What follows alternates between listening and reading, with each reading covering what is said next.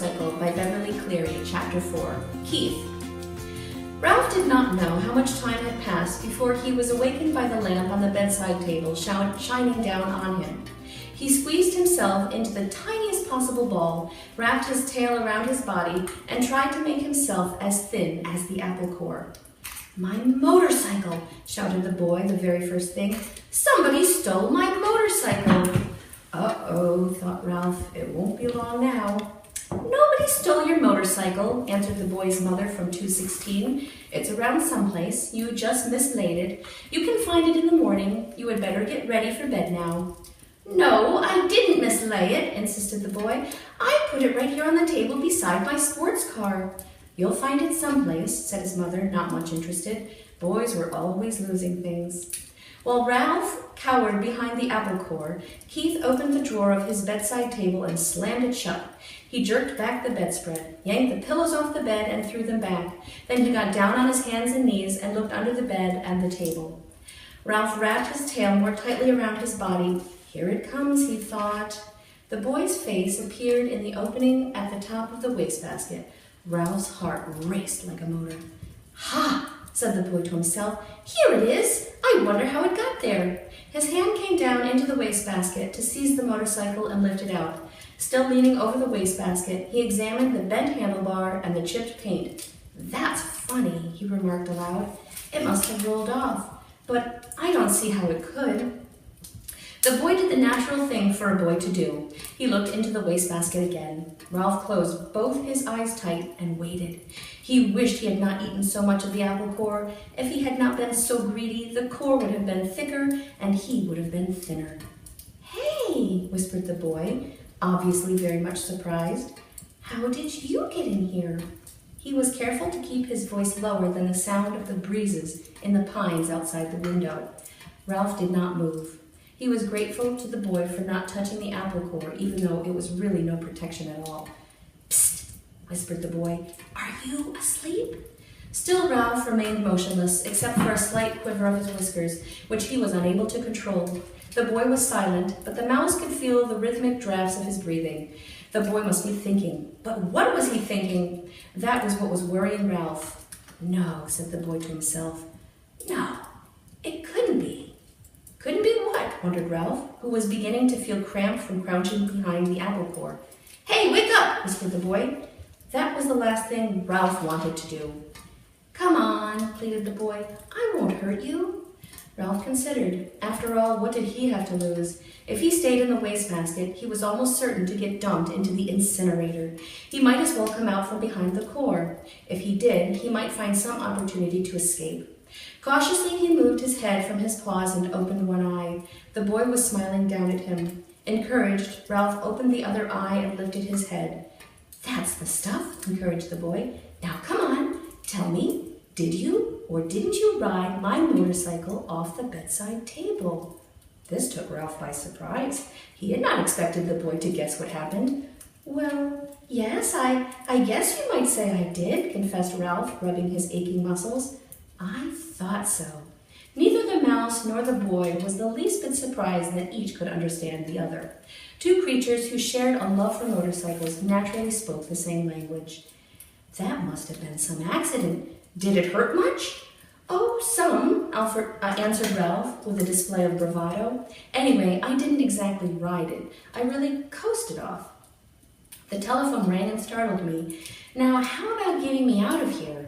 "Just a minute," said the boy. "How did you get up here in the first place?" "Climbed, stupid, on the telephone cord." Ralph instantly regretted his rudeness. He had better watch his tongue if he expected any help in escaping from the wastebasket. "Oh, of course," said the boy apologetically. "I should have thought of that myself." At that moment, there came a quick knock on the door to room 215 and the rattle of a key. "Help!" cried Ralph. "The maid! Don't let her see me!" Before the boy could do anything, the maid burst into the room. "Oh, excuse me." She seemed surprised to see a boy kneeling by the wastebasket. "I've come to turn down the bed." "That's all right," said the boy quickly. "I can do it myself. Thanks anyway." "Thank you," said the maid, backing out of the room. Ralph knew she was not anxious to waste time turning down the bed.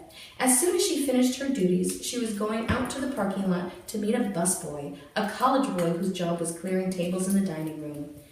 Whew, that was close. The boy seemed every bit as relieved as Ralph. "I'll say," agreed the mouse. "Keith," called his mother from 216, "are you getting ready for bed?" Sorta," answered Keith. "You'd better come in our bathroom and take a bath," said his mother. "Aw, gee, Mom, do I gotta?" asked Keith. "Yes, you do," said his father. "And don't forget to brush your teeth," said his mother. "I won't," promised Keith. Then he whispered to Ralph, "You just lie low. I'll hurry and take a bath and get into bed and turn out the light after Mom comes and kisses me goodnight, and we can talk some more then." Lie low indeed! Ralph was indignant. He couldn't lie much lower if he wanted to, and he certainly did not want to sit around waiting to talk. He wanted to get out of that wastebasket. Once he was out, he would see about talking, but not before. Ralph could hear the boy splashing in 216's bathtub, then hastily brushing his teeth in 215's wash basin. After this, there was the sound of a suitcase being opened and clothes dropped on the floor. The boy hopped into bed, and to Ralph's relief, the light was turned out. In a moment, Mrs. Gridley came in to kiss her son good night. "Night, Mom," said the boy, sounding as if he were already drowsy. "Good night, Keith," said his mother. "It looks as if we are going to have to stay here for a few days. Your father refuses to budge." "That's okay," muttered Keith, giving the impression that he was almost asleep. "Good boy," said his mother. "You're a good sport." "Good night, son," said the boy's father from the doorway between the two rooms. Keith did not answer. Instead, he breathed slowly and deeply, and as Ralph thought, a bit too noisily. There was no sense in overdoing things. As soon as all was quiet in the next room, the boy swung his legs out of bed, fumbled around in his suitcase, and shone a flashlight into the wastebasket. Almost blinded by the unexpected light, Ralph held his paws over his eyes. "Hey, cut that out!" He could not remember to be polite. "Oh, sorry." The boy laid the flashlight on the bed, where its beam shone across the wastebasket rather than into it. "That's better," said Ralph. "Now, how about getting me out of here?" As an afterthought, he added, "Please?" The boy ignored the mouse's request. "How would you like to ride my motorcycle?" he asked. Ralph's heart skipped a beat like a motor missing one cylinder. The mouse-sized motorcycle really would run after all? And there was one thing certain. Since the motorcycle really would run, the boy could not expect him to ride around the bottom of a wastebasket. "Sure." Ralph tried to sound calm. The important thing was to get out of this prison. He braced himself, dreading the touch of the boy's hand on his fur. To Ralph's surprise, the boy did not reach in and grab him. Instead, he slowly and gently tipped the wastebasket on its side, permitting Ralph to walk to freedom with pride and dignity. "Thanks," said Ralph, genuinely grateful for this consideration. "I believe you're okay." "Sure I'm okay," said the boy, setting his motorcycle down beside Ralph. "Did you think I wasn't?" "You never can tell." Ralph put his paw on the handlebar of the motorcycle. "It's a real beauty, even with a bent handlebar. I'm sure sorry about that." "Forget it," said the boy reassuringly. "It won't hurt much. The motorcycle will still run." Ralph threw his leg over the motorcycle and settled himself comfortably in the seat. Perfect, just perfect. The boy was obviously delighted that his motorcycle was just right for a mouse. Ralph could not have agreed more heartily. It was perfect, except for one thing. He did not know how to start it. "Well, go on," said the boy. "Ride it." Ralph was ashamed to confess his ignorance. "I don't know how to start it," he admitted. "It's the first motorcycle I have ever had a chance to ride." "You have to make a noise," the boy explained matter-of-factly. "These cars don't run unless you make a noise." The answer was so obvious, Ralph was disgusted with himself for not knowing without asking. He grasped the hand grips, and, fearful lest his noise be too squeaky, he managed a brrrr. Sure enough, the motorcycle moved. It really and truly moved across the threadbare carpet. Ralph was so excited that he promptly forgot to make the noise. The motorcycle stopped. Ralph started it again. This time he remembered to keep on making the noise. He sped off into a square of moonlight on the carpet and found a good threadbare spot without any bumps. Look out for your tail, said the boy. "Don't let it get caught in the spokes." "Thanks for reminding me," said Ralph, causing the motorcycle to stop. He started it again and steered with one paw while he reached back with the other, caught up his tail, and held the tip safely against the handlebar. It was a glorious sensation, speeding around on the carpet, freely and noisily, and most of all, fast. Ralph discovered that if he made the noise fast, the motorcycle speeded up. If he slowed the sound, the motorcycle slowed down.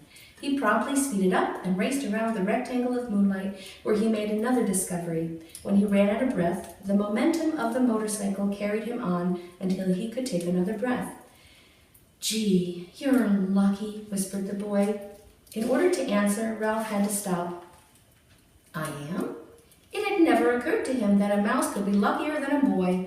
"You sure are," the boy spoke with feeling. "My mother would never let me ride a motorcycle. She would say I might break a leg or something silly like that."